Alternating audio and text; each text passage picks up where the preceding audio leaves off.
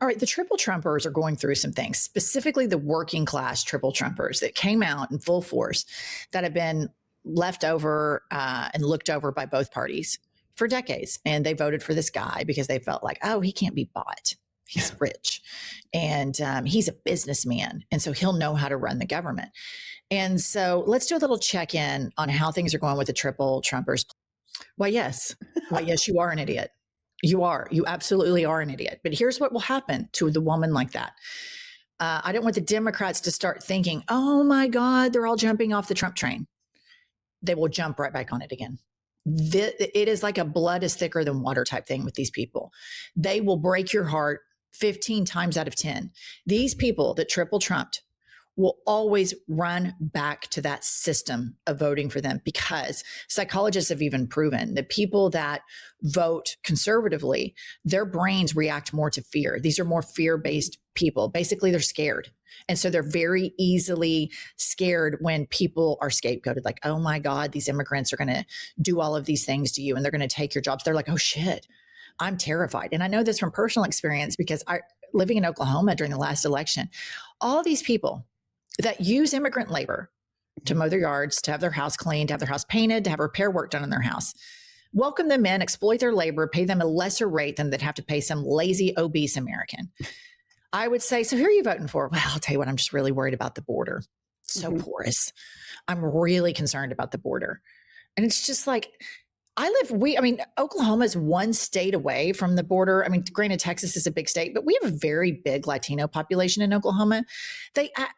These people in Oklahoma are acting like there's just, caravans of Latinos running around the United States of America. And that just simply wasn't happening. I'm not saying we shouldn't have a strong border. We should. I'm not saying we shouldn't have rules for people to access the country in a legal, expeditious manner, to fill employment gaps and labor gaps and provide refuge for those leaving the countries that we destabilized. I think we should have all of those things. But that gal right there, if Trump runs the fourth time, she'll quadruple Trump. I'm giggling because I have family members that do this.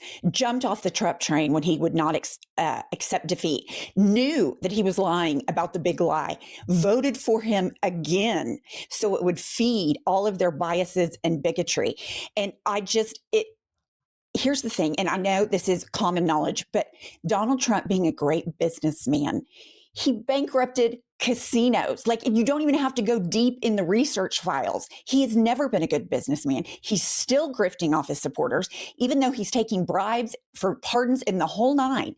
So I think these people, because I was in the indoctrinated Christian, being a Republican, voting Republican is just how you roll. And being a Democrat and voting for a Democrat is just sin in so many people's minds. And it sounds crazy because it is, but it's reality for these people. Okay. And then one of the biggest components to the demise of America that we see right now, both culturally, both politically, governmentally, all of the things that were kind of stable in America have all been destabilized, primarily because of one man. And I'm not talking about Donald Trump. I'm talking about John Roberts, the Chief Justice of the United States Supreme Court. He's the one that unleashed Citizens United. He's the one that enabled this power grab by billionaires. He's the one that gave Trump immunity. And to everybody that watches that thinks, oh, I cannot wait for Trump to be tried in a trial and for us all to watch it publicly, it will never fucking happen, because John Roberts gave Donald Trump immunity, because these Supreme Court justices are oligarchs. They are oligarch enablers. They are oligarch ass kissers. They were funded and groomed by very powerful, wealthy men to get access to the court. So some of these men want exactly what John Roberts is doing, for the wealthy people to rule. And Donald Trump, these people are so fucking stupid because they think they can control him, and he is a loudmouth, dangerous demagogue. Pop this up.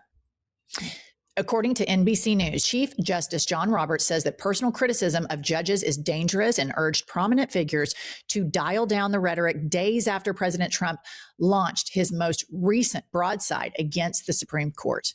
And John Roberts is just like, this just has to stop. And this is just where I'm like, okay, You saw January 6th, John Roberts. You fucking saw it. Everybody in the world saw it. We know what this man is capable of with his rhetoric. You continue to give him win after win after win after win in the shadow docket because you service billionaires. You went to all of these Ivy League schools and you ascended to the top of the Supreme Court to service billionaires, not your country, not the Constitution, but billionaires. You've allowed Donald Trump, who should be in prison, to become a billionaire. And you're so fucking stupid, despite the aforementioned Ivy League education, that you think the guy that is like, we're going to the Capitol, Mike Pence isn't doing his job. You think that guy's going to tone down the rhetoric when you service your oligarch base by giving them a win on tariffs that kind of fucked up their business? You think Trump's going to keep his mouth shut because he's got all these nut jobs making up shit and writing Amazon books, making this whole tariff policy up? I don't think that was a win for the Democrats. I know your tariff thing was a win for your people, for the billionaires whose ass you kick, the billionaires that groomed you, the billionaires that you service before you service the United States of America. And all of you think this guy is going to be loyal to your cause. And this is the problem. This is why a lot of people in the Republican Party do not speak out against Trump, because his base are rabid sociopaths. I mean, I get, as you know, death threats on a daily basis for speaking out against Trump.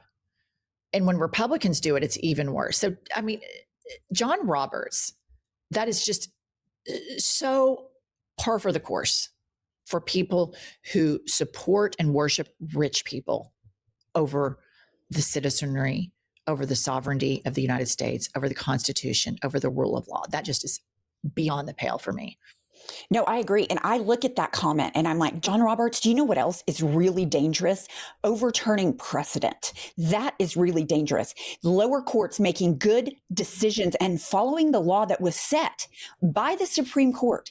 And because you are such an absolute disgrace to law and order, your court is overturning precedent, and it is abolishing the rule of law in the United States and the dependable nature of the laws and application and interpretation of the laws. And that is on you.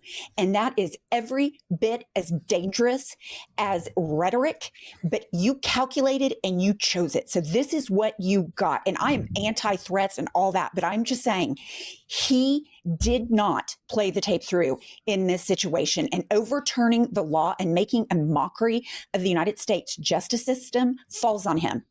Well, he's going to continue to do it. That's Absolutely. why they groomed him. They groomed him to overturn precedent.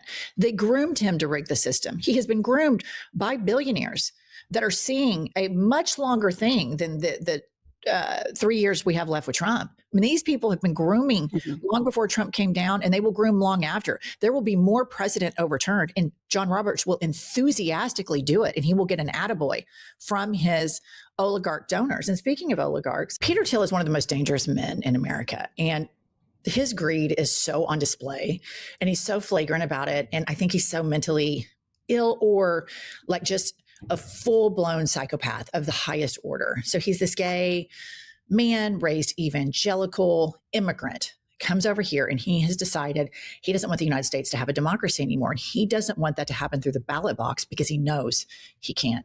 So he converts J.D. Vance to Catholic. He installs him as vice president. And now he is telling his other billionaires to stop being so charitable. Pop this up. Peter Thiel is actively convincing billionaires to abandon the giving pledge, and it may be working. So he's already trying to consolidate a group of heartless, unempathetic, no compassion whatsoever billionaires, which is not that hard to get there, because to be a billionaire, you have to exploit human labor so much.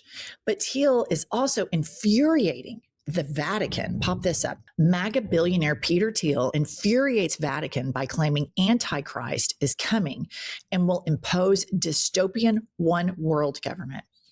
The call is coming from inside the house. The Antichrist, whom he is warning about, is in fact Peter Thiel. Peter Thiel is the guy that he is warning about. Peter Thiel, if you go back and look, he wants a technocrat. He wants a monarchy, but the king is a billionaire like him. Peter Thiel is the swamp via Palantir. Palantir is so deeply embedded into government systems right now, and it has taken over and superseded previous government systems in the federal government and in the United States military, that in order, if we ever get power again, to extract Palantir would be like removing a nervous system from a human body. Peter Thiel and Palantir are two of the most dangerous people on the planet. Peter Thiel has no use for Donald Trump except for him being an old, aging, dementia duck that then he can trot out his little queer-eyed, recently converted to Catholicism, smoky-eyed sociopath J.D. Vance, who is this country's biggest political prostitute. He believes in nothing, a complete nihilist to his core. And Peter Thiel and all of his rich friends, guess what they're doing right now? Pop this up. Palantir CEO, this is that coked up guy, Alex Karp, has bought a $46 million, listener, imagine. This is just a side hustle property. Billionaire bunker in Indian Creek, Miami, which has its own private police and guarded bridge. He's now neighbors with Jeff Bezos, Mark Zuckerberg, and Jared Kushner. Total surveillance for you, total security for them. These people have annihilated our privacy. And I just want to remind everybody, this surveillance didn't just happen under Trump.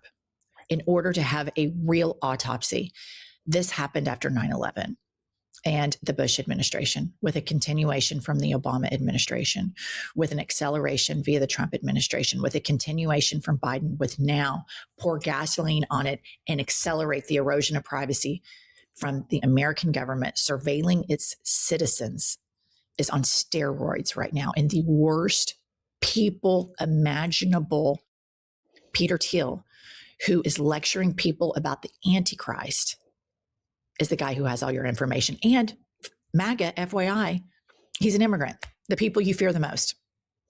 Well, rapture preppers and the Antichrist coming, I've been hearing about that my entire life. But when I look at Peter Thiel, I think, number one, he does not value humans. He values money. He has basically said, I don't care about sick people. I don't care about dumb people. I don't care about poor people. As long as the rich have all the money, we're all good. And it's stunning how deeply embedded this group of people is, but it goes back to they can't hear from the electorate. They don't value the United States citizens' vote. So they'll run off into a bunker. They'll release all kinds of hell and fury, but they'll go hide because they know how bad they suck. And eating the rich kind of thing, like people bitching about billionaires, is higher than I've ever remember hearing about it. And so what are they going to do? Keep their money, hide, and do everything they can to keep people, normal constituents, from voting and being active.